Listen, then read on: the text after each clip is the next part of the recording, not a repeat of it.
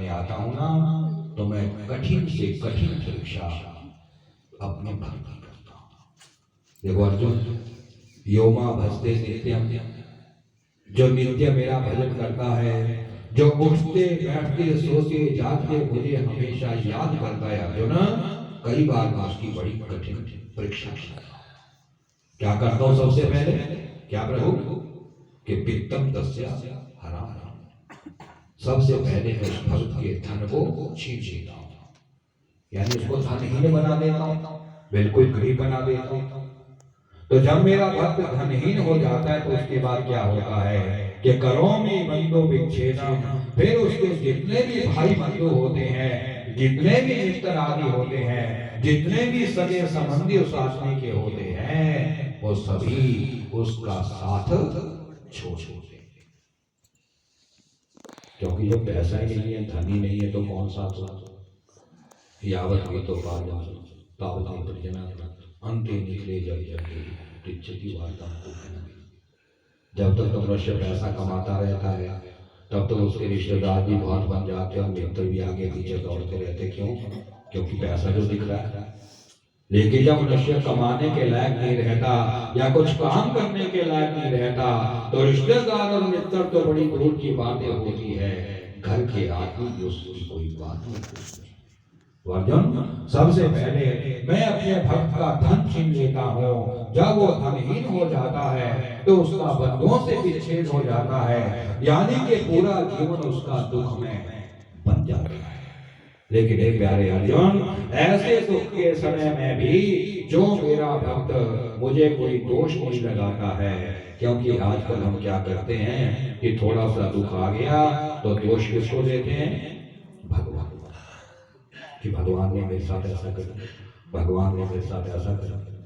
लेकिन भगवान थोड़ा किसके साथ कुछ करता है? भगवान ने कहा है अर्जुन, ऐसे दुख के समय में भी जो मेरा भक्त मुझे कोई दोष नहीं देता है, केवल अपने ही कर्मों को वो दोष दिया करता है, तो ऐसे भक्त को मैं ऐसा स्थान प्रदान किया करता हूँ जो कि योगी नाम अभी दुर्लभम, जो बड़े बड़े योगियों को भी नहीं मिल सकता है, बड़े बड़े तपस्वियों को भी जो स्थान नहीं मिल सकता है, ऐसा परम धाम मैं अपना उस भक्त को दिया करता हूँ। तो भगवान तुम्हारा दीक्षा करते गए। जैसे वहां से भगवान चले गए, अब सुनीति को विश्वास हो गया कि पंडित जी ने जो बात कही है, हो सकता है वो बात अब सत्य हो जाए।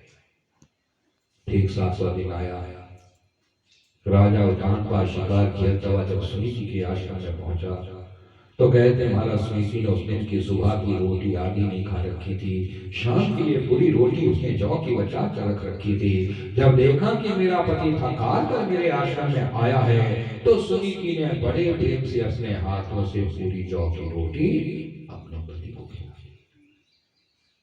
अगले दिन प्रसन्न होकर राजा ने कहा, सुनीति चलो मैं तुम्हें अपने महल ले चलता हूँ। पुराने महल में सुनीति को ले गए।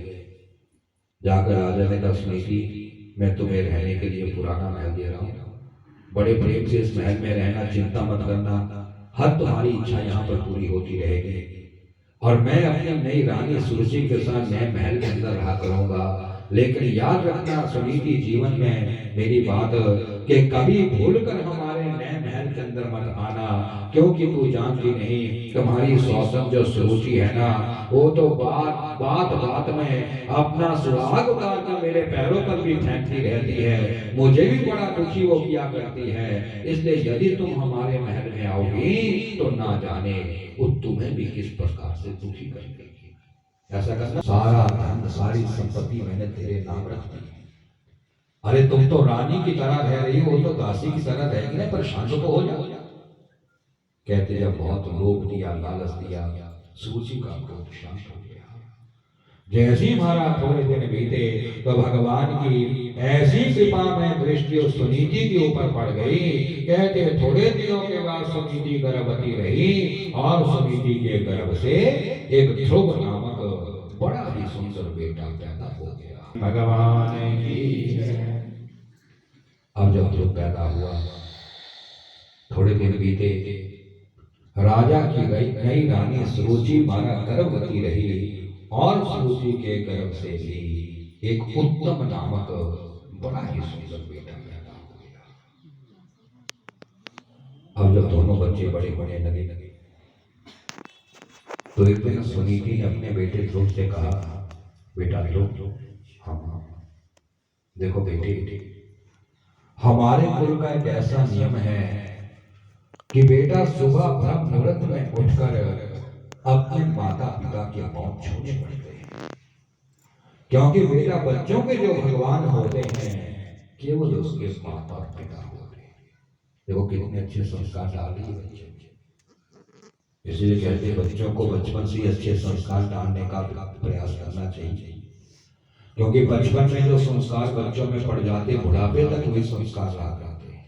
बेटा हमारे कुल का नियम है कि सबसे पहले सुबह उठकर अपने माता पिता का आशीर्वाद लेना पड़ता है, उनके पांव छूने पड़ते हैं, क्योंकि बेटा बच्चों के जो भगवान होते हैं ना केवल उसके गुरु।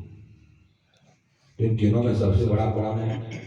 ना पिता बड़ा होता है, ना गुरु बड़ा होता है, माँ सबसे बड़ी होती है। बेटा अपने बाप के ऋण से ऋण हो सकता है, लेकिन माँ के ऋण से कोई बच्चा कभी ऋण नहीं हो सकता है।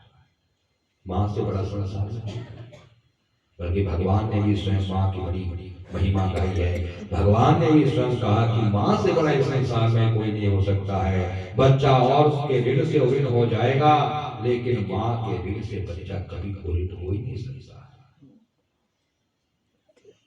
क्योंकि नास्ति गंगा समम तीर्थ। जिस प्रकार गंगा के समान दूसरा कोई तीर्थ स्थान नहीं है, नास्ति विष्णु समम प्रभु, और विष्णु भगवान के समान दूसरा भगवान भी इस संसार में कोई नहीं है। और ना इतना थक गया कि चलने की शक्ति भी नहीं रही, बड़ी मुश्किल से आया और आकर कहने लगा, महाराज कितनी बड़ी सजा आपने दे दी, एक प्रश्न के उत्तर को इतनी बड़ी सजा दे दी, सारा दिन पेट में पत्थर बांध कर मैं काम करता रहा, इतना थक गया कि अब चलने की शक्ति भी नहीं रही।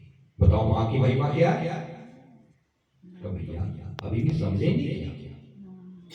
अरे तो एक दिन में पत्थर बांध कर थक गया काम करता हुआ, और उस माँ को तू जानता नहीं, उसको समझता नहीं। तो उस माँ को, जो माँ 9 महीने तक बच्चे को अपने पेट में रखा करती है, रात दिन 24 घंटे कितना काम वो किया करती है, लेकिन फिर भी थोड़ी सी थकावट उसके चेहरे पर नहीं है, तो माँ से बड़ा कौन है? एक बार एक का बेटा अपनी माँ की गोद में बैठ गया, बड़ा हो गया था। माँ की गोद में बैठ कर कहने लगा, माँ अरे कब तक मुझे गोद में बिठा कर रखोगी, थक नहीं जाओगी मेरी गोद से? तो उसने कहा, बेटा कैसी बात करता है, माँ कब थक सकती है अपने बेटे के गोद से? अरे बेटा मैं तो तुझे तब तक अपनी गोद में बिठा कर रख सकती हूँ जब तक मुझे 4 लोग अपने कंधे पर उठाकर शमशान ना पहुंचा दे, तब तक मैं तुझे अपने गोद में उठा कर रख सकती हूँ। माँ से बड़ा संसार में कोई नहीं। देखो जिस समय कौरव युद्ध में मारे गए थे और भगवान जब गांधारी से मिलने गए थे, तो गांधारी ने कहा था, प्रभु क्या आपकी मेरे 100 बेटों में से एक बेटे पर भी कृपा दृष्टि नहीं पड़ी? 100 बेटे थे प्रभु मेरे 100 के 100 बच्चे मर गए, लेकिन आपकी एक के ऊपर भी दृष्टि नहीं पड़ी। तो भगवान ने कितनी अच्छी बात कही। भगवान ने कहा, गांधारी देखो, गांधारी जिस बच्चे पर जन्म देने वाली माँ की दृष्टि नहीं पड़ती है, उस पर मेरी दृष्टि भी कभी नहीं पड़ती है।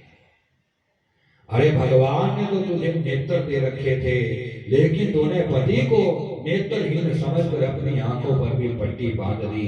अरे यदि तू अपनी आंखें खुली रखती ना, तो आज ये दिन तेरे को देखने को ना मिलता। अच्छे संस्कार को अपने बच्चों में डाल दी। इसलिए गांधारी, जिस बच्चे पर जन्म देने वाली माँ की दृष्टि नहीं पड़ती है, उस पर मेरी भी कृपा में दृष्टि कभी नहीं पड़ती है। तो माँ से बड़ा संसार हमारा कोई नहीं है। तो सुनीति ने कहा, स्वामी मैं अपने शोषण के दुख से नहीं घबराती हूँ, मैं तो आपके बेटे को आपके कुल के नियम सिखाना चाहती हूँ, इसीलिए मैं आपके बेटे ध्रुव को लेकर आपके पास आया। बेटा ध्रुव आगे बढ़ो और आगे बढ़कर अपने पिता के पांव छू लो। छोटा सा बेचारा था, आहिस्ता आहिस्ता आगे गया और आगे जाकर महाराज जैसे उसने इस तरह से अपने पिता के पैरों पर हाथ लगाए तो सुनीति ने समझाया, ना बेटे, ऐसे किसी के पांव नहीं छूने चाहिए, क्योंकि ऐसे पांव छूने से कभी सच्चा आशीर्वाद मिल ही नहीं सकता है। क्योंकि ऐसे पांव छूने से हमारा जो ये दायां हाथ होता है दूसरे के बाएं पांव के ऊपर पड़ता है, और जो ये बायां हाथ होता है दूसरे के दाएं पांव के ऊपर पड़ता है। उससे बेटा कभी सच्चा आशीर्वाद नहीं मिल सकता। बेटा ध्रुव, बेटे, यदि कभी भी किसी के भी पांव छूने हो तो हस्तम व्यस्तम कृत्वा, हाथ के ऊपर हाथ चढ़ाकर हमेशा दूसरे के पांव छूने चाहिए। क्यों? क्योंकि ऐसे पांव छूने से हमारा दायां हाथ दूसरे के दाएं पांव के ऊपर आएगा और बायां हाथ दूसरे के बाएं पांव के ऊपर आएगा। उसी से बेटा सच्चा आशीष मिलेगा। और आरती भी लेनी है तो आरती भी ऐसे नहीं लेनी चाहिए। आरती में हमेशा इसी तरीके से हमारा लेना चाहिए, हाथ को घुमाते हुए आरती लेनी चाहिए, तभी आरती लेने का फल भी मनुष्य को मिला करता है। इसलिए बेटे, हाथ के ऊपर हाथ रखो और आगे बढ़कर अपने पिता के पांव छूओ।